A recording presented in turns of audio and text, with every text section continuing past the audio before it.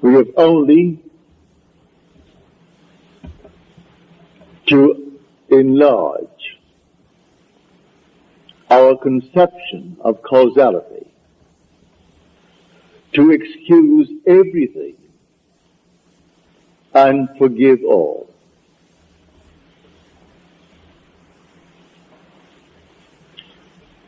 Now let me just state one little thought from Scripture first before we unfold it. As we are told in the 25th chapter of Genesis, in your limbs lie nations twain, rival races from their birth. One the mastery will gain, the younger or the elder reign.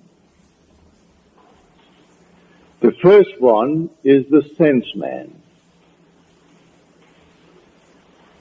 I'm now looking at this room and all within it, and that is the sense man. My normal apprehension of corporeal objects, just like this room and the contents, I call sense perceived. That which is not present, and yet I perceive them, I call that imagination. That is destined to rule. That is the second man, the Lord from heaven. The first man is of the earth, a man of dust.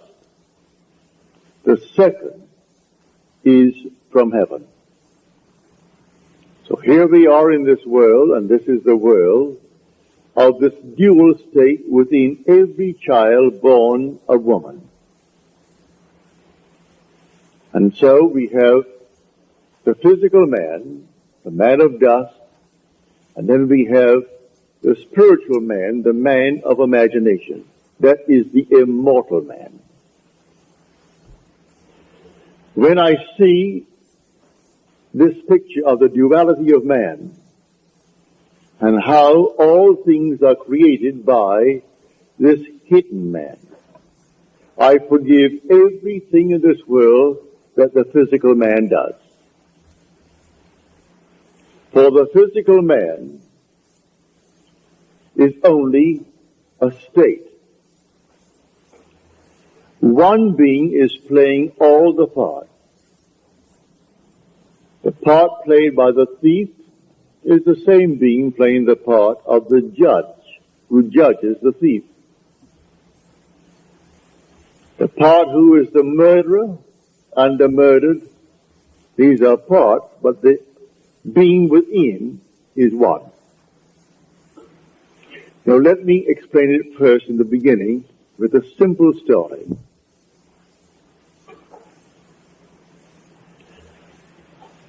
About 8 years ago, I was in New York for a month.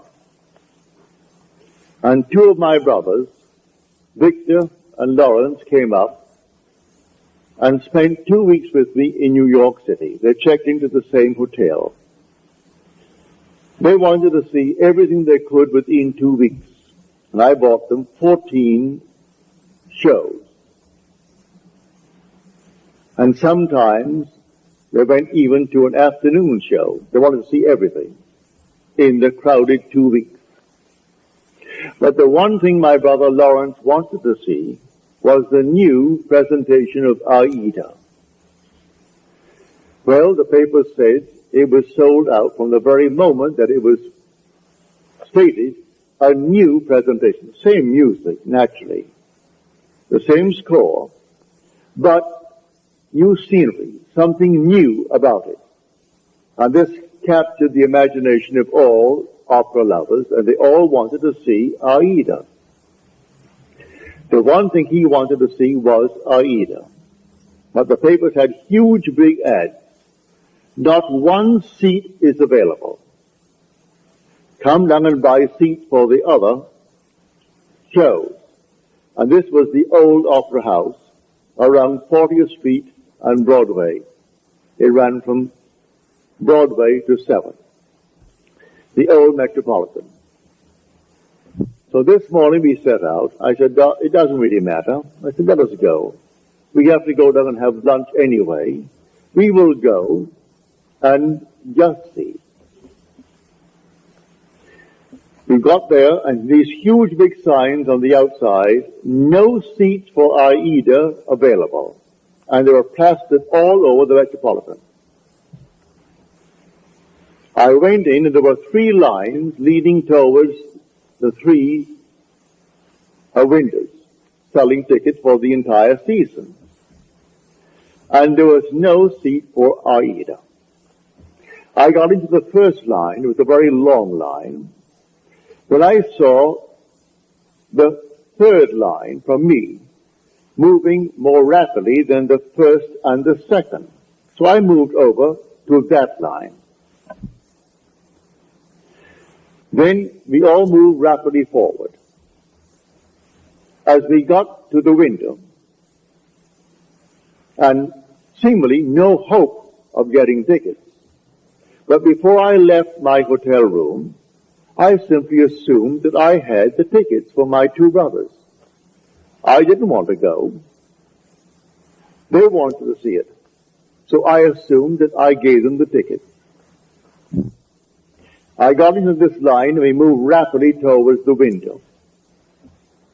As we got there to the window, a tall, blond man, he was about, he must have been 5'11", he must have been about 6'4". He stretched his hand up over my head and diverted the ticket seller as he asked a question, while one in front of me is buying seats not for Aida, for that's completely sold out. He is buying 2 other seats for some other opera. Then he departed after he diverted the man's attention. This man pushed on some bills under the window. And then, as the teller looked at the money, and this man is at the door now, the tall, blond fellow. And he gave this man the ticket, and then suddenly he said, well, he only gave me $3. He should have given me, and he mentioned the money he should have given me. At that, he was bewildered. The teller was bewildered. I turned around and I screamed at that tall blonde. I said, sir. I screamed so loudly he couldn't stop, but began to right here. You're wanted. He came back like a little child being led by the nose. He came back and he said, what's wrong? And the man said, this is all that he gave me. 2 $1 bills. He said, oh no, you didn't. He gave you 2 10s. Then I said, no, you didn't. I was standing right here. I saw what you did. You gave him 2 $1 bills. That's all that you gave him. The man is flabbergasted. He was so completely dumbfounded, he didn't know what to do. I said, I am standing here. I saw exactly what was done. Then he opened up his purse, and here was a stack of 1s, and he had a $20 bill and 2 10s. He said to the man, when will you discover your mistake? Because I gave you 2 10s. And the man said to him, at the end of the season. And with that, it was closed.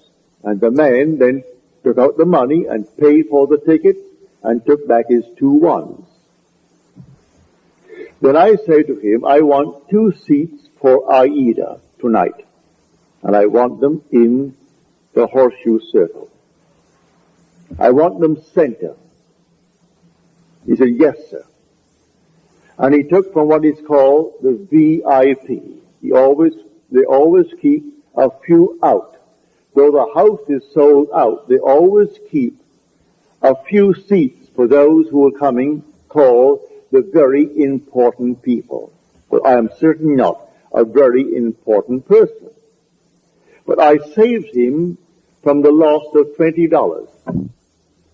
And he quickly took the 2 seats out and said to me, $20. I gave him the $20, went back and gave the 2 seats to my brothers. Now, a state called a thief. These 2 men have chosen to be thieves in their world. They're con men. It's perfectly all right. God made everything for its purpose, even the wicked, for the time of trouble. Read that in the 16th chapter, the 4th verse of Proverbs. He made everything for its purpose, even the wicked, for the day of trouble. Well, the day of trouble may not be a war. I was troubled. How to get these tickets? That's a moment of trouble. And I simply assumed that I had them. And I simply played my part in my imagination before I left my hotel room, that my brothers are going to see this show this night of Aida, the new presentation of Aida. Then 2 who have already given themselves over to the state of a thief. They had to actually come right into the line. I took the first line, then I moved over to the 3rd line because I saw it moving more rapidly. So he comes over to the 3rd line and plays his part beautifully. If he had not done what he did, I would not have received those tickets because I am not a very important person.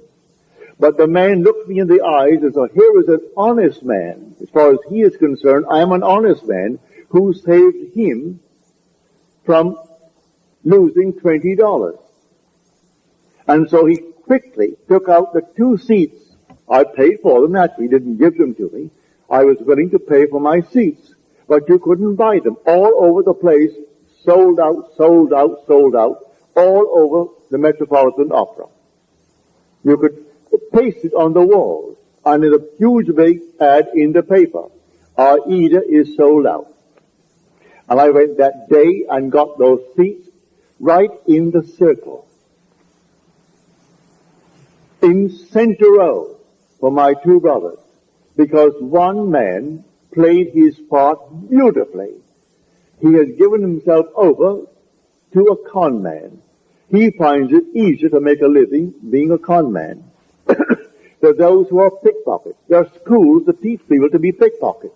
Do you know that? They come right out of the school and go into a profession. All right, that's their part. They play that part. Now you play your part beautifully, and one of them can be instrumental in getting you what you want in this world. So I wanted 2 seats for Aida. Were it not for a con man in that world, I would not have had those 2 seats. So he comes into the line where I was in the line. He comes forward, and just as I got to the ticket window, he puts his hand over my head to divert the man's attention. And the one in front of me, who is buying 2 seats, not for Aida because you can't get them.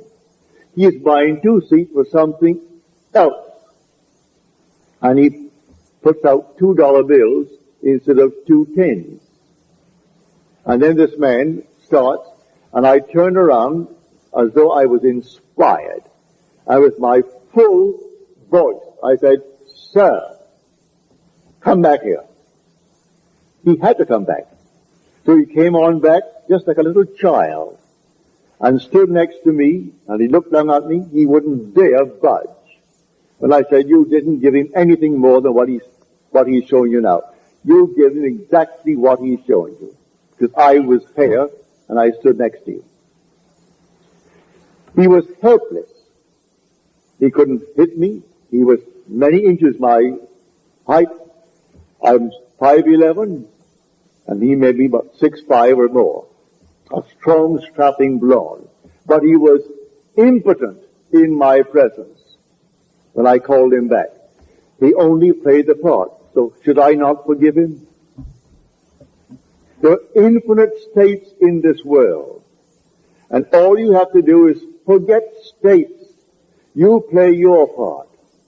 And every state necessary to make your part come to fulfillment will be present at the moment that you need it.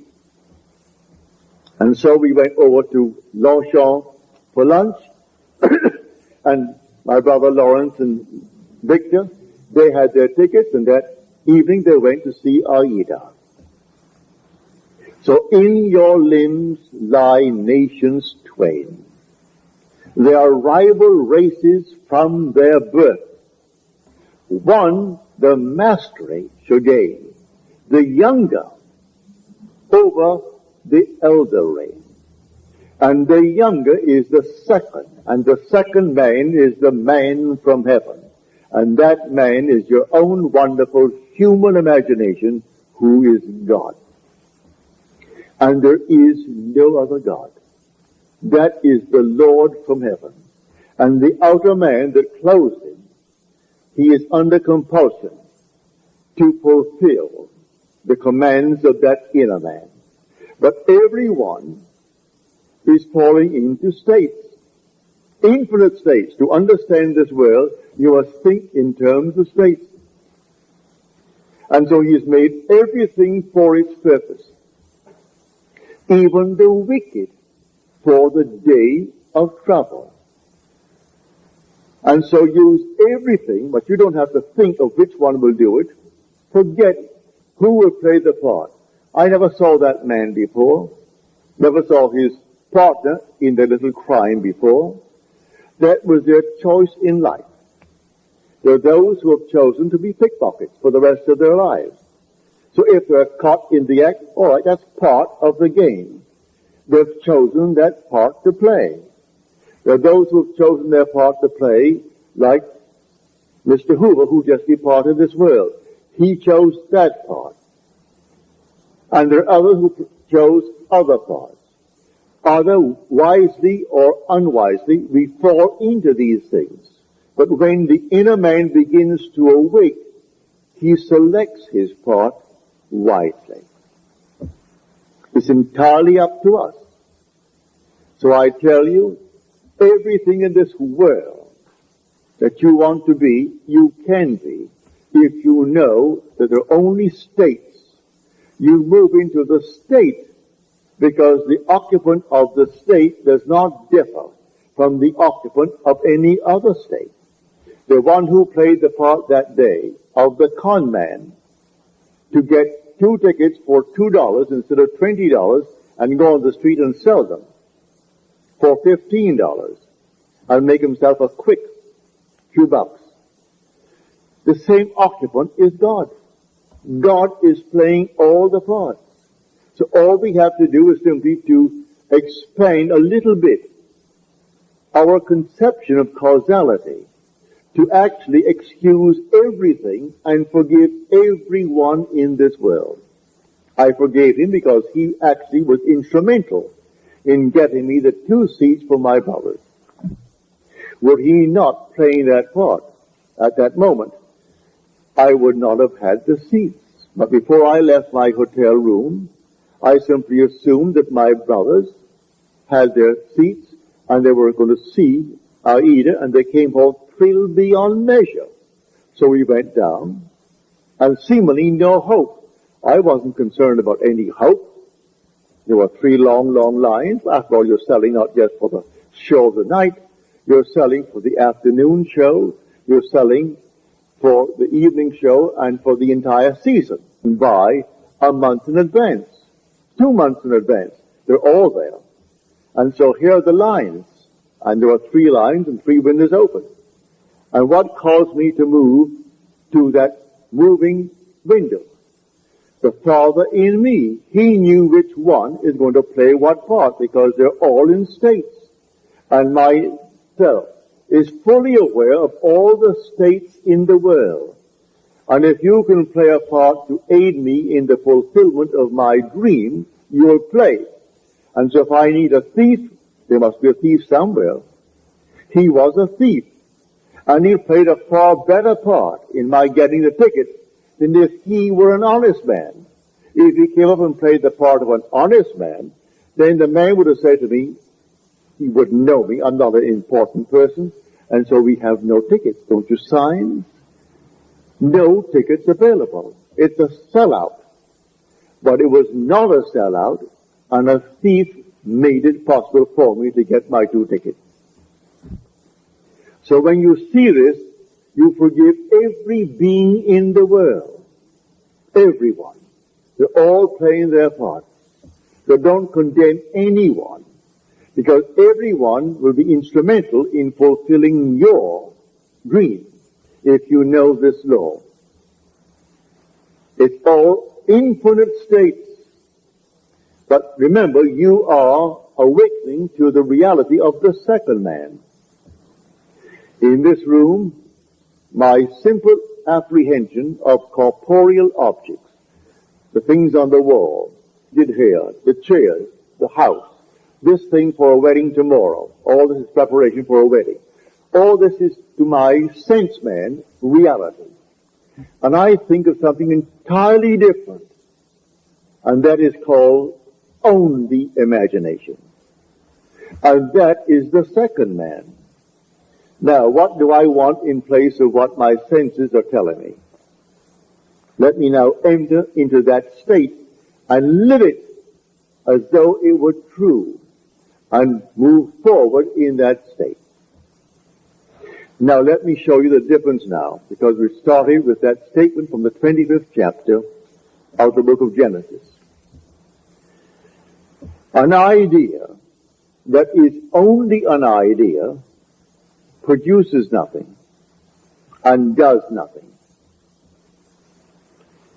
It must be felt, actually felt, so that it awakens within oneself certain sensations, certain motor actions, in order to be effective.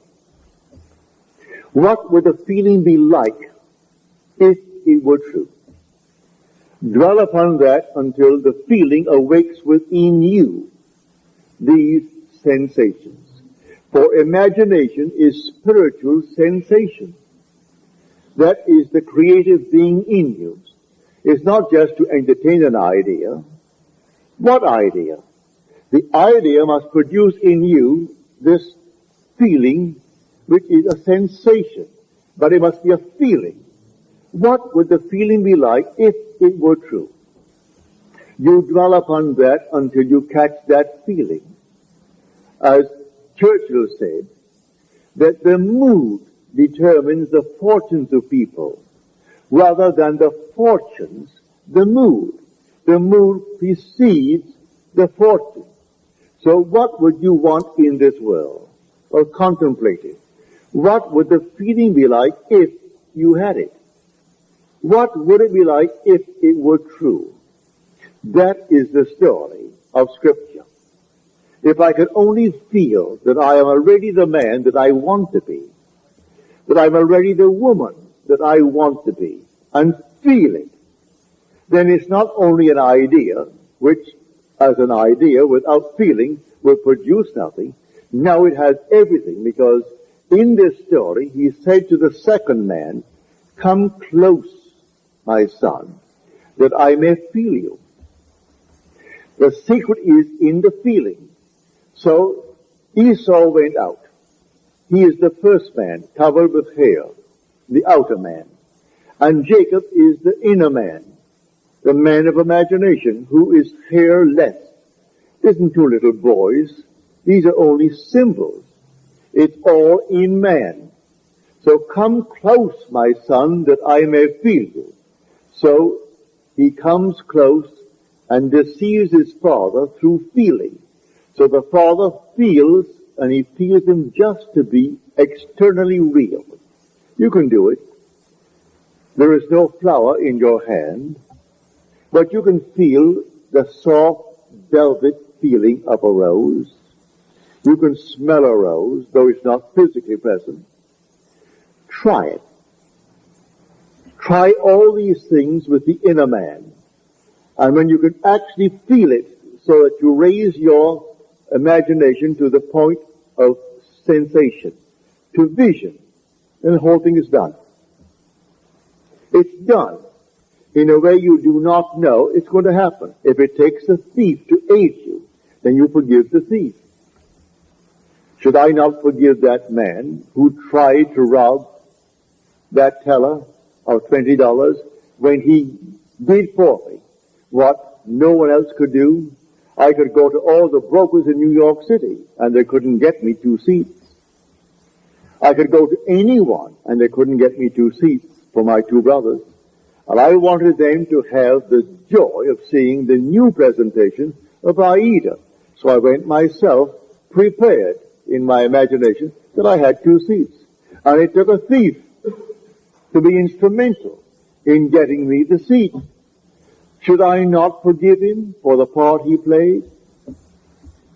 He went to the door, this tall giant of a man, looked back at me, but he wouldn't have the courage to come up and slap me. There was something in me that dwarfed him in his own mind's eye. So in spite of his height and his bigness and his strength, he couldn't dare strike me, for I was speaking from a different level of consciousness altogether. So I didn't condemn him. He played the part he had to play, and by playing it, I got the seats. So all we have to do is simply to widen, just widen a little bit our conception of causality, to actually forgive all in the world, to excuse everything in the world. They're playing their part. So tonight you want a bigger job, you want more money in this world, you want, and you name it. Well then, it may be a thief who is going to aid you in the getting, without knowing he's doing it. Don't judge him, don't condemn him, just simply, you go forward, knowing that I have ways and means that the physical man knows not of. My ways, the inner man's ways, are past finding out. And you simply go forward in the assumption that you have already achieved what now is only a wish as far as the world is concerned. But you enter into the wish as though the wish is already fulfilled.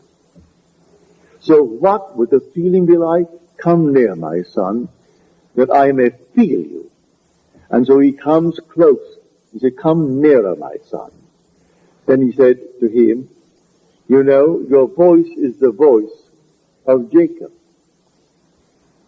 But your hands, your neck, and your scent, you have the feel of my son Esau. Esau is the outer world. So he gives emphasis to feeling. It transcends the voice. The voice was Jacob, but the feeling, the touch, was that of an external world. He could feel the external world. It was a self-deception. He deceived himself into believing that what he desired, he had. It's not 2 little boys born of a woman. All this is parable. The whole story of the Bible is all parabolic. Telling stories that unless you have the depth to understand it, well, then you'll never really. But may I say, you will, eventually you will, and you certainly do understand it now. So tonight is a practical night. Do you know this night what you want?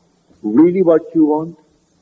Well, if you do the same thing I did in getting the 2 seats.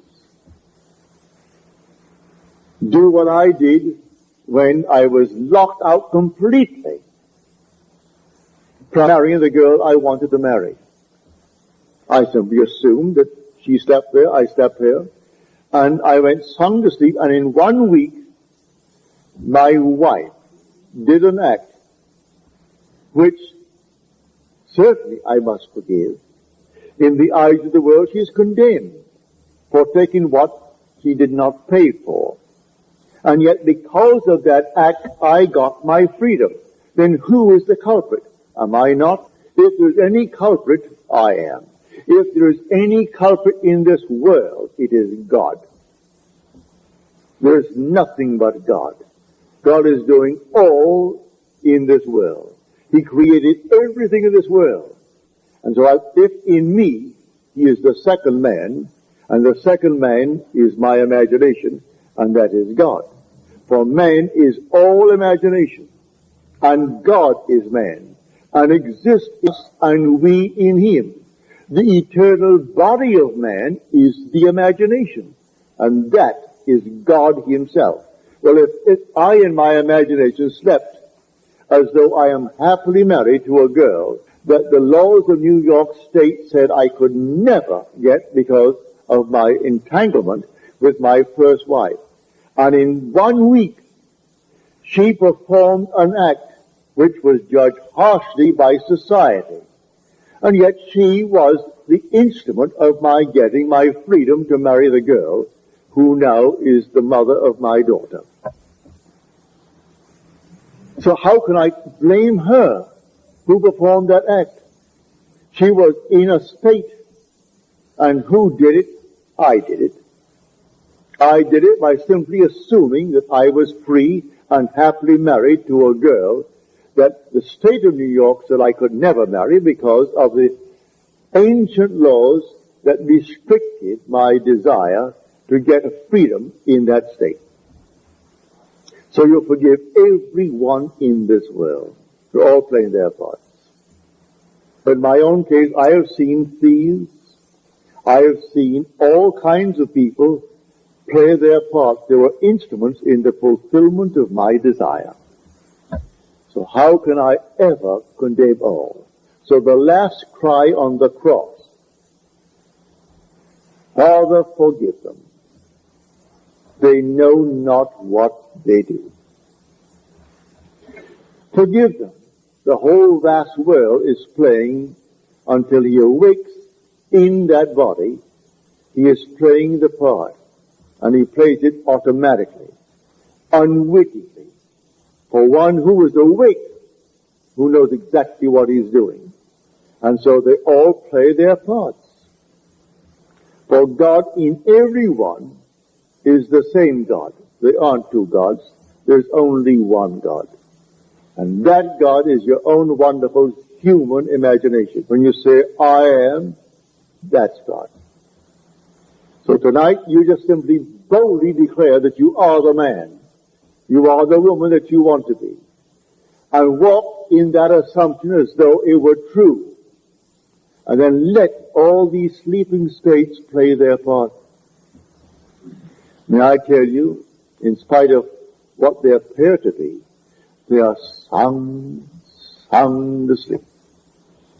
They do not know. He thought he knew what he did.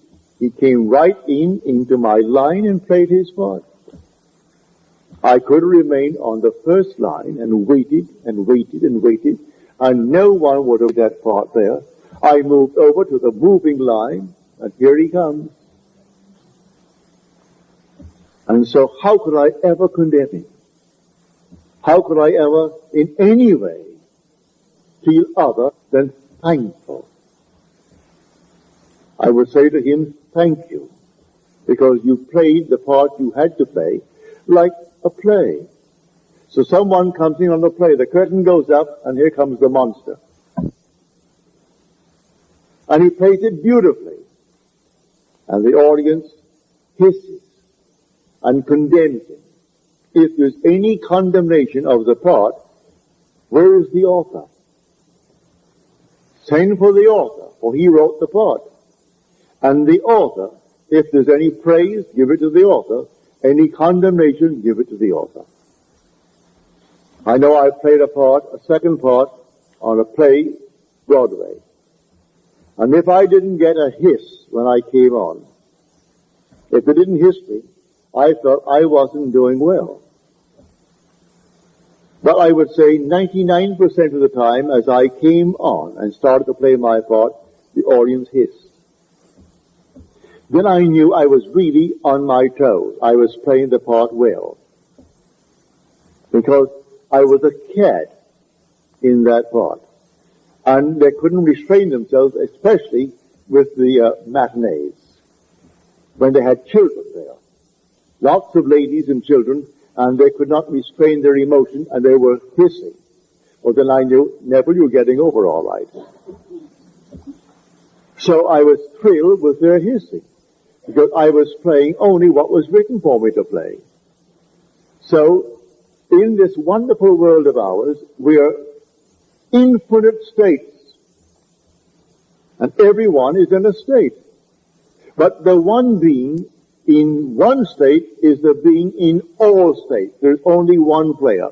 God only acts and is in existing beings or men. He is in all the states, and his name in all states is I am. So someone chooses the part, and he wants to be, well, a thief. He finds it easier, he thinks, than getting up, going to work, and punching a clock, and punching it out. He feels it's better for him to live that life. All right, so he's chosen that part if he does it deliberately. Or he might have fallen into it through habit of others, and then it's unwittingly. All right, but he will also pay the price. That is the thing he has to consider. He'll pay the price because the part has a price with it. But in spite of that, he can be used in the fulfillment of your dream. Now, many of you have had, from your letters, dreams of death recently. May I tell you, it's a healthy, healthy sign. Dreams are egocentric. You cannot grow and not outgrow in this world. To outgrow is to die. You die to one state and you move into another state. So anyone dreaming of death, many of you have dreamt of my death numberless times. As Paul said, I die daily. Every day he grows. If he did not die every day, well then he didn't grow that day. So death, when you see yourself buried, or you see yourself in a coffin, or you see these things in your dream, is only a beautiful symbol of your growth. You are growing, that's why you see yourself buried.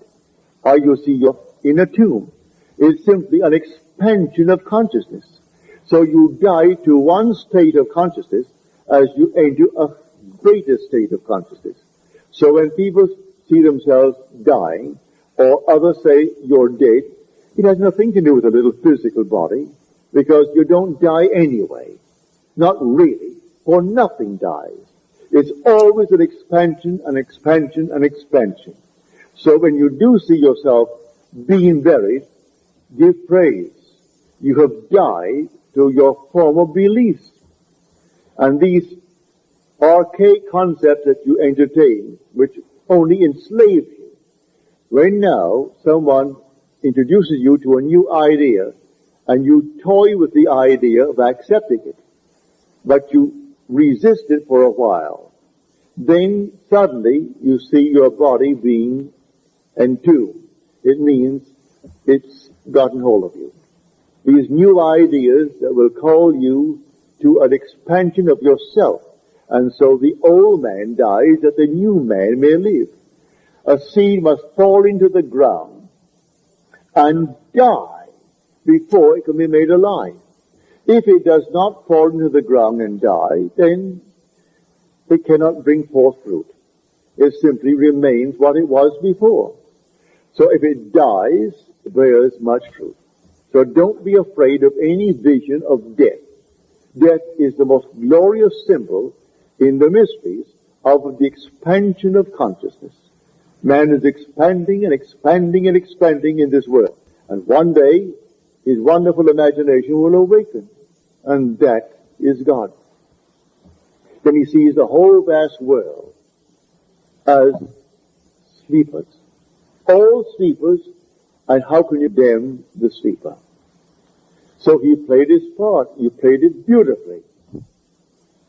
I can see all these things in my world where people play so many marvelous parts. And they were sung to sleep, and they thought they were so alert, going to get the better of me. And their attempt to get the better was exactly what I needed to move on. Just move on. They had no idea they were playing their part beautifully. So I forgive all the thieves that came into my world. Even those who actually took from my pocket by not giving me what the contract called for. I thank them because it simply allowed me to become all the more secure upon my own feet and not think for 1 second that I depended upon them or upon anyone else in this world. So let them go their way. They're all sound asleep, playing their parts. But this thing that happened, I would say about 7, 8 years ago, it was so forceful in my mind. My brothers thought that I was very courageous with this giant over my head to do what I did. It wasn't any courage. At that moment, I saw what he did. And when I said to him, you didn't do it at all. I saw what you did. You stuck $2 there, and there they are. You didn't give him any $10 bills. He opened up his purse, and I saw all these ones, oodles of ones, and then a 20 and a couple of 10s at the side. And then he pulled out the 10s and gave them and took his 2 ones back. And then he went back to the door with the other partner of his and looked at me so he could have killed me, but he didn't have the guts to hit me. He couldn't. If I were that big, he could not have struck me. Because I was speaking on an entirely different level. And on that level, when I knew I would get my seats, that's all that concerned me, here comes the 2 seats. And the man said, yes, sir. He treated me as though I stood before him as the president. And he thought, now here was an honest man who saved me $20. I'm only playing the part. I only wanted 2 seats that night. Because that's all that my brothers could give. Because I had all these seats bought for them. All the shows on Broadway at the time within 2 weeks. And they went night after night and matinees and everything else. Got it right up to their heads in shows. So I'm telling you, if you know of this dual being within you, in your limbs lie nations twain, rival races from their birth.